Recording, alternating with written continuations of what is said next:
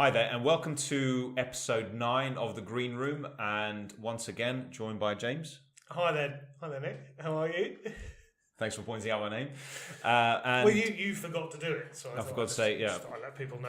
Should have. So 9 can sometimes be the end of a sequence, but hopefully not with us. Hopefully you've enjoyed our first 9 episodes. Certainly hope not, Nick. Yes. I'm actually quite enjoying this. I have to say, I'm enjoying our podcast. Can I just compliment on how smart you look for today's episode? Thank you very much. Well, I thought I'd make an effort. You always look so much smarter than me. I thought, today is the day I would try and outdo you. Okay. Well, I'm just consistent. What can I say? I like that. So, right, but we've had some comments. People don't know where to find, so they see the video. Yes. And they want to subscribe to our podcast. How would you do it?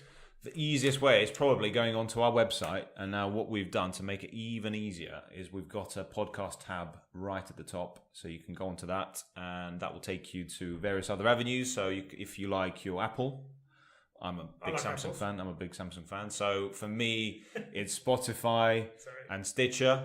But then obviously you can go on to YouTube, so we do have the videos there as well, and we also embed them into various blogs depending upon the topic. But if you go onto any of these, so if you go onto iTunes or Spotify or whatever, you can actually search for The Green Age. Yes. And then The Green Room will pop up. Well, what I've done, which is quite nifty on Spotify, I've actually, so now every time we launch it, I should get a little reminder. So yeah, I'm subscribed to the podcast, so I will get a little pop-up. Very good, saying there's new episodes released. Yes. Okay, right. Good, glad we covered that. So, what are we talking about today? So actually what we're going to do is we're going to do a whole series of videos exploring different elements of the thermal envelope. So that essentially means is looking at different types of insulation, for example. And today we're going to spend quite a lot of detail looking at loft insulation. Okay. So I think is quite a good place to start. So loft insulation, we're talking about 25% of our heat escapes via that avenue. Yeah, so it escapes through the ceiling into the loft and then into the atmosphere. So that if we can slow that movement of heat, if we can stop all that heat loss, then obviously our energy bills will come down. And despite it being unseasonably warm at the moment, yes, it does actually work. Insulation doesn't just work in the winter. Everyone assumes it does. But in the summer, it's stopping your home overheating as well. So hopefully, the rooms that then upstairs, when you've got those bright sunny days, will feel nice and cool and comfortable. Exactly. So today, as you mentioned, so we're going to start with the loft. So warm lofts, cold lofts. So so the context, I guess, is we've got what in the UK, and I think European statistics, and I could be wrong, I think says we've got the second worst thermally efficient properties out of all the kind of major European countries, which is quite significant. So we live in old properties, and we have to get them up to some sort of thermal standards to slow that movement of heat down. Yeah. My take on it is I don't use the loft very much. Yeah. So I probably, after Christmas, before Christmas, get my Christmas lights and various things up and down. And then in the summer, I've got some old furnishings I bring down for the barbecues. Yeah. So I just need that purely for storage. So I guess I'm in the cold loft category. So, but the difference is basically, so a cold loft is when you have the insulation directly above the highest habitable room's ceiling. Mm-hmm. Yeah. So if you've got 2 stories in your house, and above that second story, you'd have insulation there. That would sit just between the rafters, and that's going to slow that movement of heat. A warm loft is where you don't put the insulation at that level. You put it between the rafters. So that's, if you can imagine, there's the slant on your ceiling in your roof space. You're putting the insulation between there. Yep. And so just clarify. So joists on the ceiling and rafters above at the top, at the angle. Yep. And so basically what you're doing there is you're allowing heat to go through the ceiling so your loft space is warm. Now, in terms of energy saving, I guess you are heating, therefore if you go for a warm loft, you are heating that loft space. Mm-hmm. Right? So you are going to need to produce more hot air essentially in your house via your heating system. Mm-hmm. So your energy bills aren't going to be as low, obviously, as if you were to do it just above the ceiling. And probably I'd say is what if you're going to use it as a warm space, you might need to even consider installing some form of heating up there because that'd be more, I guess. Yeah, exactly. And why? What kind of things why are people doing warm lofts? I mean, obviously they used to do them because they could potentially put new bedrooms up there and that sort of thing. But I think now if you're doing that, if you're converting a loft, you have to do it to build-in regs. You have to do it properly, which is a hell of a lot of insulation. But why would people do a warm loft? What kind of stuff? I guess if you got if you're kind of into your antiques, to store them all out of eyesight. Yeah, some yeah, exactly. But I think it helps preserve certain things. That because in the winter, if you obviously stop that natural movement of warm air coming through, then I don't know. It might be just too cold, and that might damage. It's a bit damp up there. Exactly. And sort of old papers and that sort of thing might rot. So yeah, I mean, particularly if you've got valuable things, and then if you kind of occasionally see yourself spending a bit of time up there, I don't know, playing some computer games, I guess. You get sent out of sight, from everyone else. So I guess that's why you do it. But as you said, you probably want to do that properly, which properly means is getting up to building regs. But then you're talking quite a lot of money. Yeah, you're talking a lot of money. Yeah. So, and I think when people talk about loft insulation, commonly they're talking about the insulation just above the ceiling. Yeah. So at joist level. And that has been typically funded for free, right? Up until quite recently, actually. Yeah. It changed the laws and regulations. And I think when building regs first came in, the thickness of insulation was relatively little you had to put in there. So it was about 50 mil. Mm-hmm. And now they're talking about putting 270 mil thick of insulation, right? Essentially a carpet of 270 mil. Yeah. Which obviously, listening on a podcast, you don't know what 270 mil is. But it's a decent amount, yeah? So then, okay, right. So what you've said there, so typically we're going to go for a retrofit, yeah? So we're going to install it above the ceiling. So in terms of installing it, how easy do you think it is for the average person to? I think the average person should find it relatively easy. Yeah, provided you've got lots of headroom in there. So you can access, so you can wander around there. I think the danger of it, there's three things that are worth pointing out. If you're trying to insulate a loft yourself, number one, there are joists that you need to walk on. If you stand between the joists, it is just plasterboard and you will come through.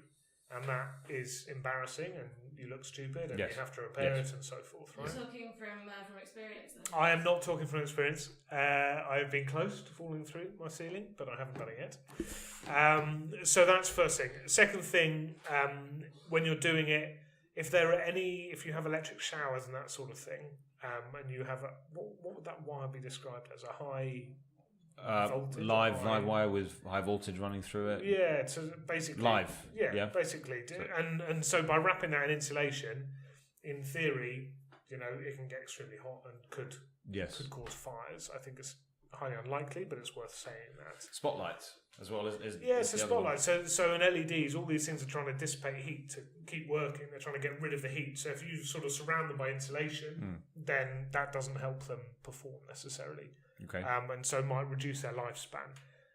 But the other thing is if I've suddenly got loads of insulation on the floor of my loft, as it were, and I've got cold water tanks up there, which help feeding my boiler, there's no heat in there. So in the winter, if it's -5 outside, in theory, the pipework up there, which previously heat was escaping and keeping those pipes relatively warm, that doesn't happen anymore, so you need to insulate the tanks. Yeah, so that's if you've got a gravity-fed system. Yes, if you've got a combi boiler or mega flow, typically not an issue because there's no pipe work up in the ceiling, up in the roof. But if you have one of the older sort of heat-only boilers, conventional boiler. Okay, so you need the right equipment. Yeah, and you need to take care. Masks, glasses. And if you don't feel comfortable, as always, with everything we talk about, get a professional in.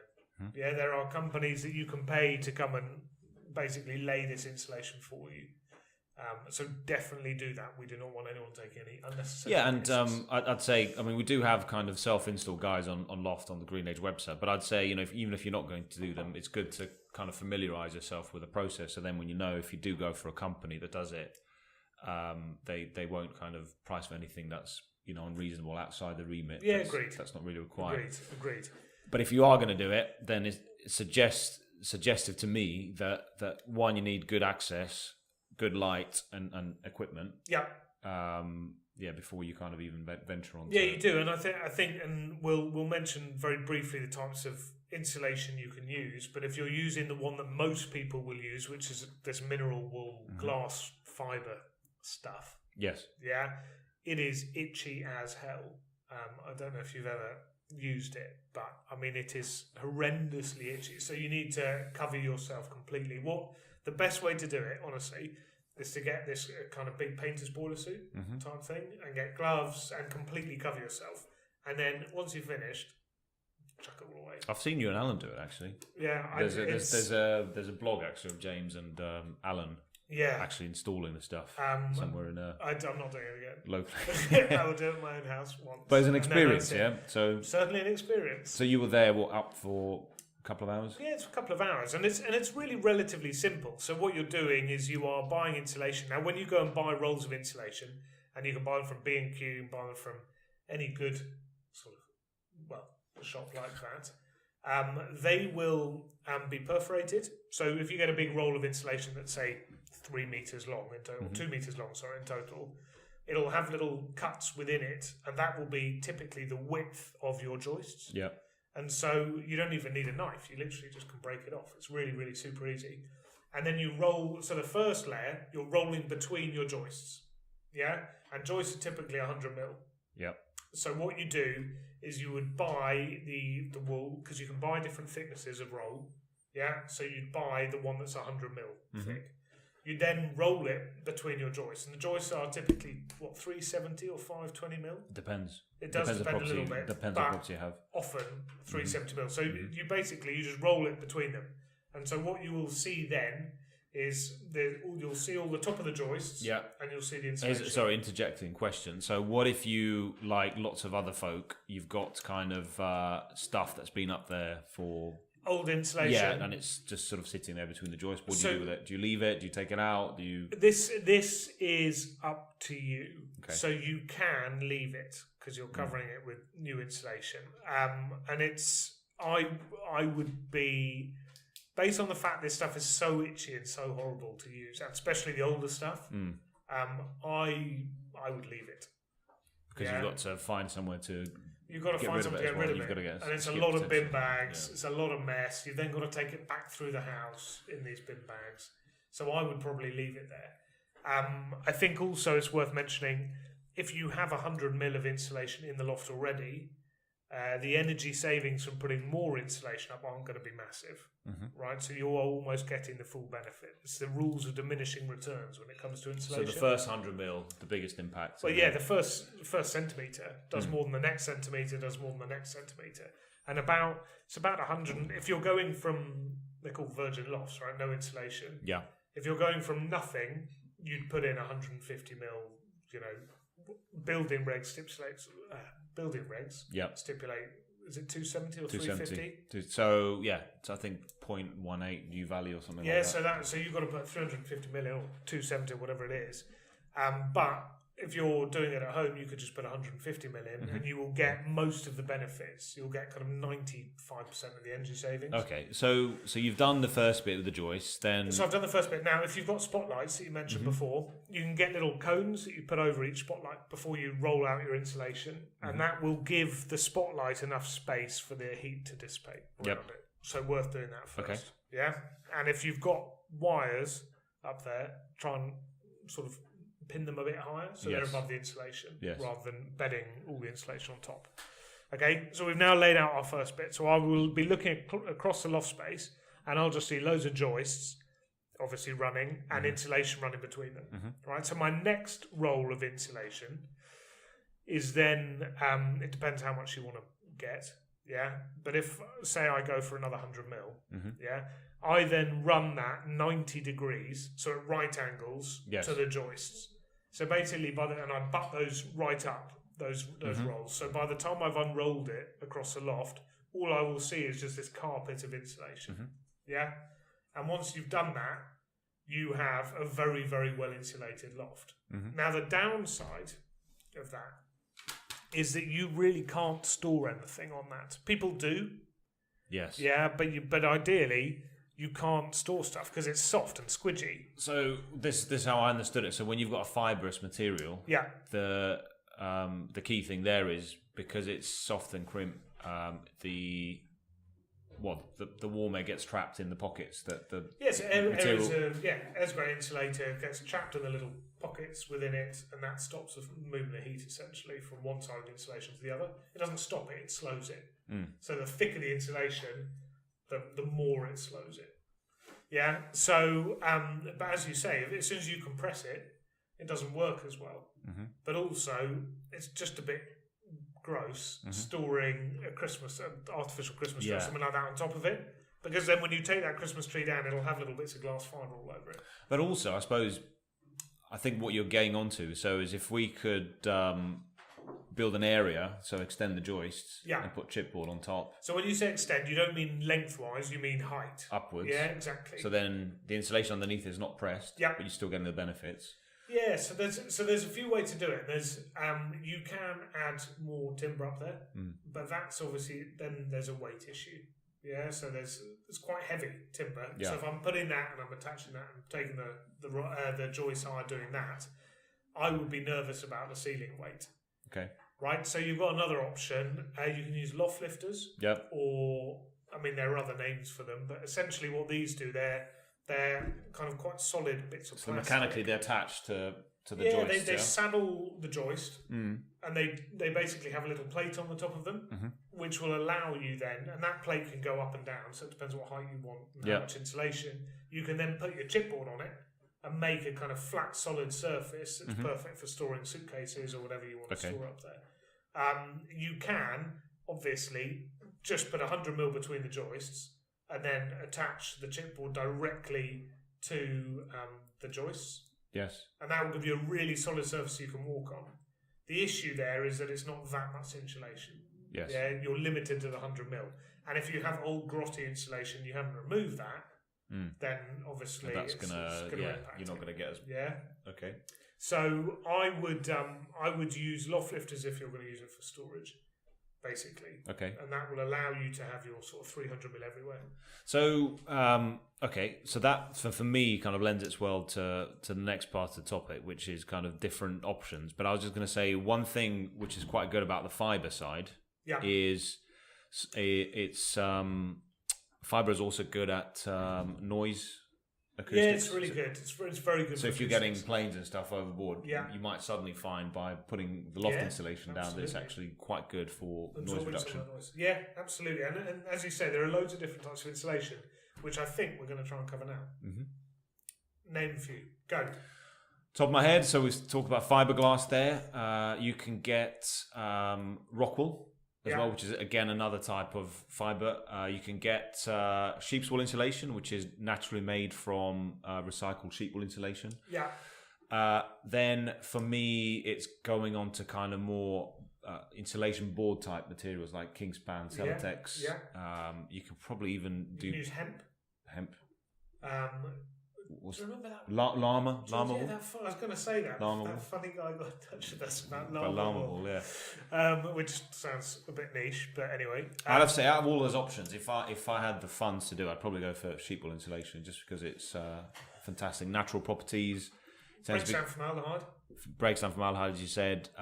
It's probably for kind of moisture absorption. Yeah. It sort of lost the word there for a second, but it can take the moisture, take some of its weight, and then dissipate as well, and still keep its so it's fully breathable, basically. Thermal properties. Yeah. I think the thing to mention with the sheep wool, if you're going to go that way, and we have loads of people ask us this. I did have a question from Germany. Someone called me up this week, and that's why there was a couple from Germany. The lady was English, the husband was German. She said, where can I get this in Germany? I was like, well, actually, did you know that the company that pioneered this stuff is Austrian based, and very close. Connected them together, and felt quite just happy helping the people. Absolutely, yeah. But you need to get treated sheep's wool. Ionic bonding, is that what it's? So you can get. There's a few types. So basically, if you just have sheep wool and you shove it up, so I've got some sheep outside my house, and I basically take their wool and put it in my loft. You are going to have issues because moths, different parasites will just eat that. yeah, and it will become disgusting very, very quickly. So you can either chemically treat it. So there's lots of different products. So you can use thorium IV, which is one method of treatment. Yeah. Which is it's basically a chemical stuff. Yes. And that is going to basically make this fibre not very tasty for these other parasites. Or you can what was it, plasma ionic bonding? Yeah. Which is where you're changing the structure of the sheep's wool. Yeah, so if you look in nature, spider's web, spider silk, it never gets eaten. And so what they've done is they've basically found a way to change the external structure of the sheep's wool fibre to resemble silk from spiders, and therefore it's not eaten. It's very clever. Which is really clever. It is really clever. But obviously, for all these added benefits, you are paying a lot more, considerably more. You know, as you were saying earlier, you can go to Selco and get a roll of insulation for £10. Yeah. If you're looking for sheep wool insulation, it's probably about 10, well, more than 20 times the price. It's going to be considerably more expensive for the kind of same areas and same volumes you're covering. It's really important with sheep's wool insulation to remember that a lot of things that are called sheep wool insulation are actually blends. Okay, so yeah, worth mentioning. So they have fibres. Basically, sheep's wool, to bind it all together, they use plastic to bind it. So things like thermofleece. Yeah. I don't think it's 100% sheep wool. I think it's 70% sheep wool. So still good. Still good. It's really good. It's got a lot of the properties. Not as high as if you 100% pure, sheep wool. Yeah. We might need to fact check that number because otherwise we'll get in trouble with thermofleece. Who's but a good company. no, they're as I say, As a using company, sheep. they definitely do 100%. But I'm not You're sure. using sheep wool insulation. It's a natural product. You know, it breaks down volatile organic compounds. So it's good stuff, right? It is very good stuff. But number one, it needs to be treated. Yes. And number two, be aware that if you're doing it from a purely environmental point of view, you might not have 100% sheep wool unless that's exactly what you specify. Okay, so all right, I think that's kind of the fibre ones or fibre material ones exhausted to death, and then going onto boarding, onto basically, whereas fibrous materials they trap the warm air in pockets, the insulation boards, just by their density, they stop that movement. Yeah, exactly. So a couple of products, Celotex Kingspan boards. Yeah. Very, very involved process if you're going to do it that way, because It's basically because you need to cut so whereas the wool kind of squishes between the joists, with that you need to cut the boards to size to squeeze them between the joists. It makes a really solid surface, right? And if you're comparing thicknesses in terms of their efficiency, so the thermal savings you'd get, a Celotex, for example, a PIR board compared to any type of the wool, you will need a lot lower thickness, a lot smaller thickness of that type of rigid insulation board compared to the wool to get the same energy savings. but you probably won't get the acoustics. No, exactly. So although, as you said, so you're gaining on what you can basically use in terms of thickness, but you're probably losing some of the benefits of the fibre. Yeah, and I think the other thing to mention is fire safety. Yeah, so mineral wool, if it's rock wool especially, it doesn't burn. You know, it's like candy floss, but made out of rock. So that doesn't burn. You've got sheep's wool, which releases nitrogen, I think, when it does. So it sort of smoulders, but it releases nitrogen and puts out fire. So it's non-combustible. Those PIR boards and Celotex, they're treated, but they're not nearly as good. Yes. Right? So just be wary of that, I guess. Hopefully it never comes to that, but I think you do need to be aware of it. Yes. Why are you smiling like that? Well, I think the fire topic is quite a controversial topic out there. But I mean, I would say for me, you know, if I had a choice, it's probably on the fibre side. I'd probably go because I want a bit more acoustics. And also, it's cheaper. Yeah, it's cheaper to use fibre.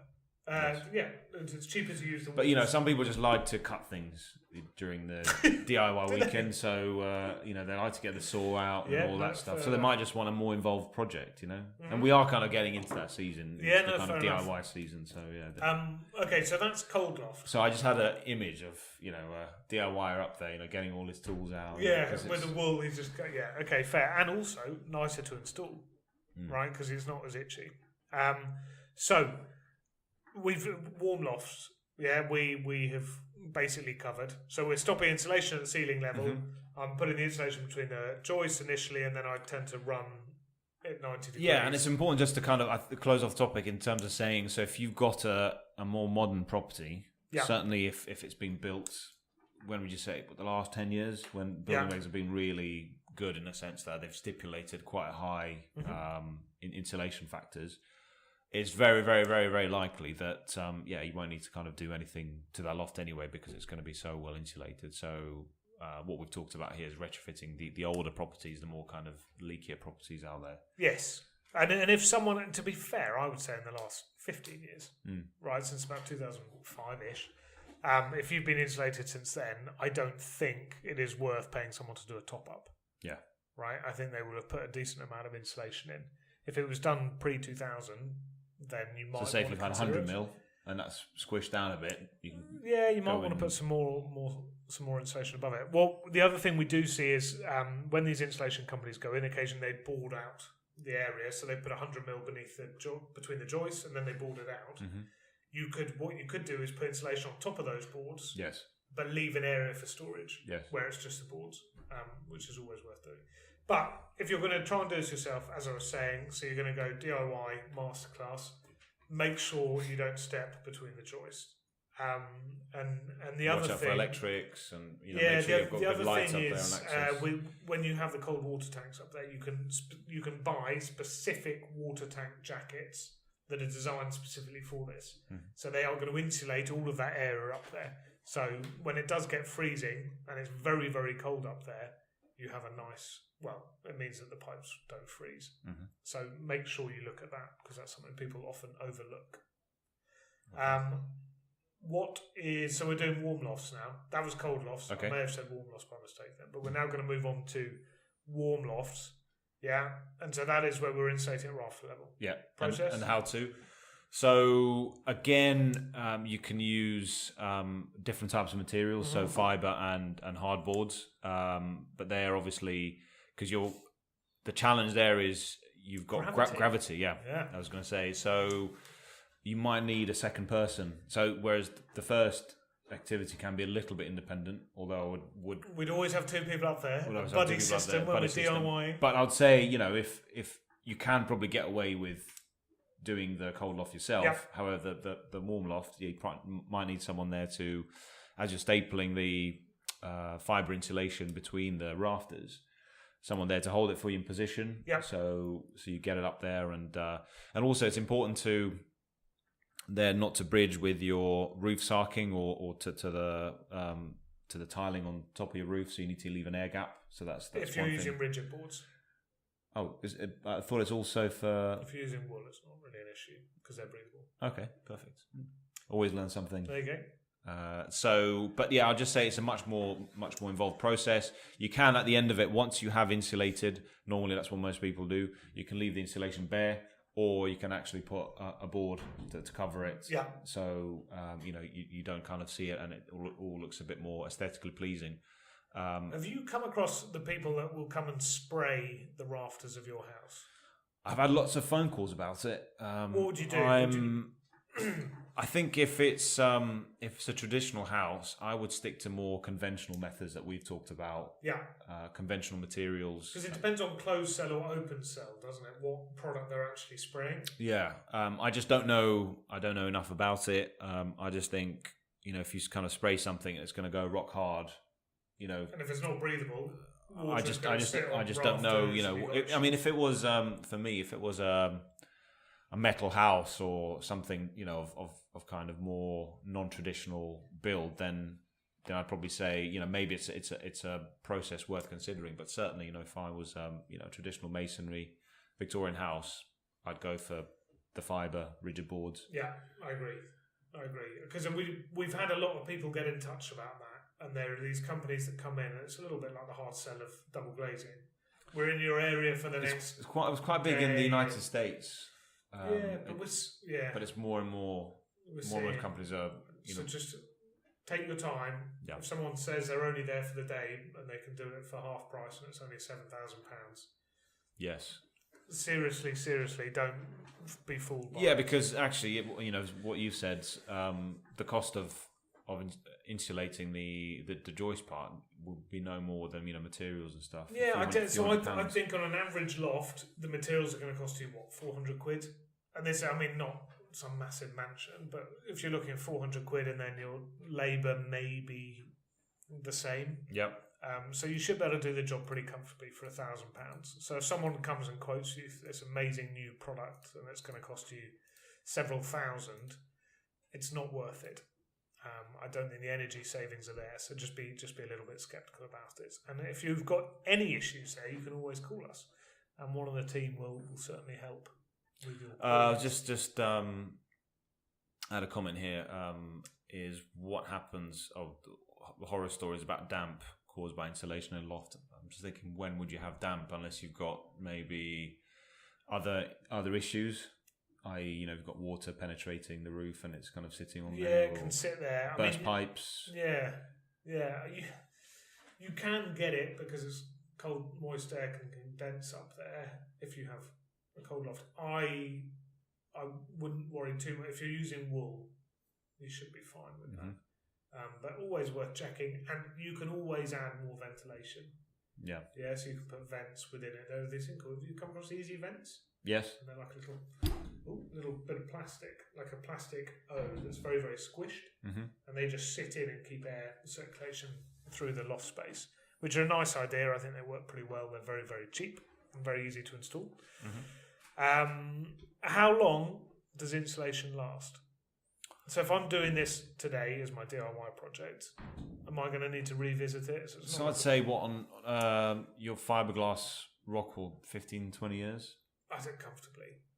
So I'd this say isn't that. something you're going to need to do every year. And the sheep's wall a little bit longer, they've said, so 30, 35 years. Yeah. So that's, So it lasts a long, long time. So once this is done, it's done. So maybe if you are doing it and the loft is bare, put a little bit more in. Yeah, the only other thing you've got to worry about is every March and springtime, you do spring cleaning, not to store too much stuff up there. Yes. You don't want it to press down. No one likes a hoarder. Yeah, exactly. So make sure you keep it nice and clean, and then you should be absolutely fine. But I think that's lofts covered. As you mentioned, we have install guides on the website. Yep. So you can print those down. It tells you everything you're going to need to do to be able to insulate your loft. We are going to, over the next few weeks, talk about other different types of the thermal envelope, I guess, and talk about windows and doors and draft proofing and all this sort of stuff. So hopefully this is useful if you're considering doing a loft. I didn't know we could talk for half an hour about loft insulation, but there you go. But I think that's it from the loft insulation point. Yeah, I was just going to say one thing that caught my eye in the news is there was a report in the BBC what was released government agency, they always want kind of best practice things. Yeah, it's basically saying they're looking certainly within a decade. So for new homes coming on to the grid, they don't want it to be connected by the grid. They want to encourage more heat pumps, so more kind of non-gas related properties. Seems absolutely daft, because we have the majority, and I think it is fair to say the majority of our power, our electricity, comes from gas power stations. Yeah, so you're banning gas boilers in the house. Yeah, but you're using gas to make electricity. Yes, and then that electricity is powering heat pumps. If you look at it that way, yes, that's a sequence of events that could be reality. But surely, no?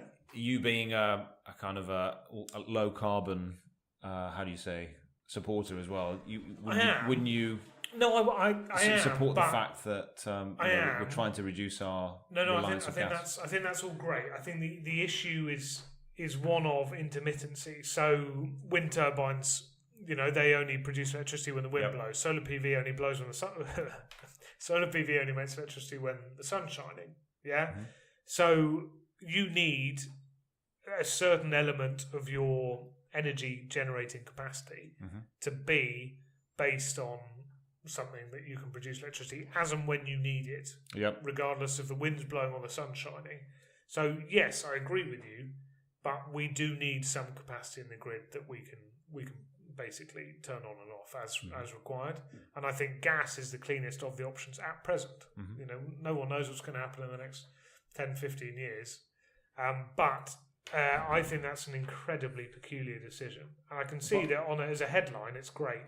Listen, I do see what you're saying, but I think in principle, I quite like the fact that if you're building a new house from scratch, you get the opportunity to put in a geothermal or a ground source heat pump because that's the perfect time to do it. And if regulations kind of move towards that direction, I think it's a good thing. We're going to get comments here. Ground source heat pump, I agree with. Air source heat pump, not so much. And I think we're going to definitely get comments because we always do about this sort of thing. But I'm very much for ground source. Air source, I don't like. That's bad because I work in this industry, but I don't like them because I don't think the efficiency is there all year round. I'd say CHP boilers, we're not there yet with CHP boilers. If we get any more comments about CHP boilers, we're not quite there with the technology. But ground source heat pump is good. Anyway, an interesting one. We shall see. We shall see. But that is it from our loft insulation masterclass. Yes. Anything else?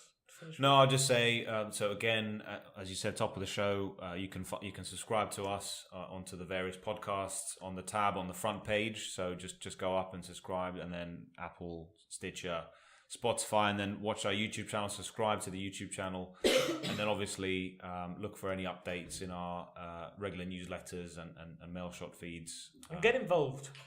We really like questions. Our editor is just dying. I think she's all right. I think she looks all right. Anyway, I think that's it. Let's finish before she properly dies off camera, yes. and then we won't be able to do the show next week. See you next time. Cheers.